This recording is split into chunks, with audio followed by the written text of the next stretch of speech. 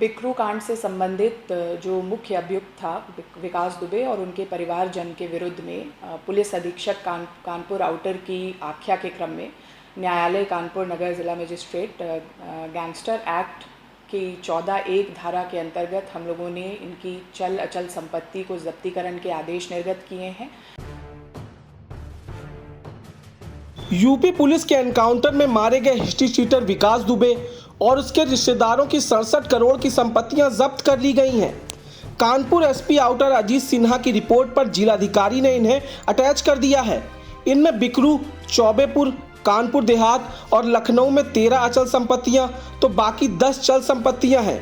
अब संपत्तियों पर तहसीलदार स्तर का अधिकारी बतौर रिसीवर तैनात होगा, जबकि कानपुर देहात और लखनऊ जिलाधिकारियों को रिसीवर बैठाने का पत्र भेजा जाएगा। विकास दुबे के घर पर बुलडोजर चलने के बाद उसकी पत्नी और दूसरे रिश्तेदारों की बेनामी संपत्ति की काफी समय से जांच चल रही थी, जिसके बाद ये कदम उठाया गया। पुलिस की रिपोर्ट के बाद डीएम कोर्ट ने विकास दुबे और उसके करीबी रिश्तेदारों की संपत्ति को अटैच कर लिया है। ये संपत्तियां विकास दुबे की मां सरला दुबे, छोटे भाई दीप दुबे और बेटे आकाश और शानू के नाम पर हैं। तमाम कयासों से परे विकास दुबे करोड़ों की संपत्ति का मालिक निकला। विकास दुबे का नाम उस वक्त सुर्खियों में आया था जब 2 जुलाई 2020 को बिकरू कांड को अंजाम दिया गया था। इसके बाद से ही शासन और प्रशासन विकास दुबे और उसके रिश्तेदारों की संपत्तियों पर कार्रवाई करने की कवायद कर रहा था।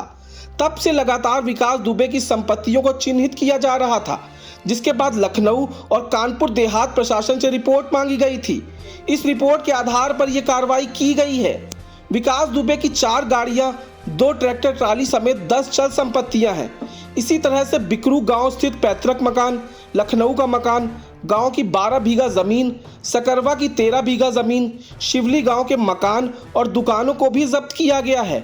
इसके अलावा विकास दुबे के फंड मैनेजर जय वाजपेयी की 2.97 करोड़ रुपए की अचल संपत्तियों को पहले ही कुर्क किया जा चुका है। बिकरू कांड से संबंधित जो मुख्य अभियुक्त था विकास दुबे और उनके परिवारजन के विरुद्ध में पुलिस अधीक्षक कानपुर आउटर की आख्या के क्रम में न्यायालय कानपुर नगर जिला मजिस्ट्रेट गैंगस्टर एक्ट की 14(1) धारा के अंतर्गत हम लोगों ने इनकी चल अचल संपत्ति को जब्तीकरण के आदेश निर्गत किए हैं। ये वही चल अचल संपत्तियां हैं जिनको इनके द्वारा अवैध रूप से इनका अर्जन किया गया था और इनके आय के स्रोत के बारे में कोई स्थिति स्पष्ट नहीं थी। पुलिस की आख्या के क्रम में ये जब्तीकरण और अटैचमेंट की कार्रवाई की गई है। इसमें तहसीलदार जो हैं वो रिसीवर के रूप में नियुक्त किए गए हैं। इसमें यह भी अवगत कराना है कि ये चल अचल संपत्तियां न केवल कानपुर नगर जनपद में बल्कि कानपुर देहात जनपद और जनपद लखनऊ में भी स्थित हैं। तो संबंधित जिलाधिकारी गणों को भी हम लोगों के द्वारा पत्राचार किया गया है और वहाँ भी उनसे अनुरोध किया गया है कि वहाँ स्थानीय स्तर पर एसडीएम स्तर का अधिकारी या तहसीलदार नियुक्त किया जाए और जल्द से जल्द इस पूरे प्रॉपर्टी की कुर्की की जाए। इन सभी संपत्तियों का आकलन कराया गया और आकलन में इसकी जो लागत आई है वो मूल मालियत जो आई है वो लगभग 67 करोड़ है।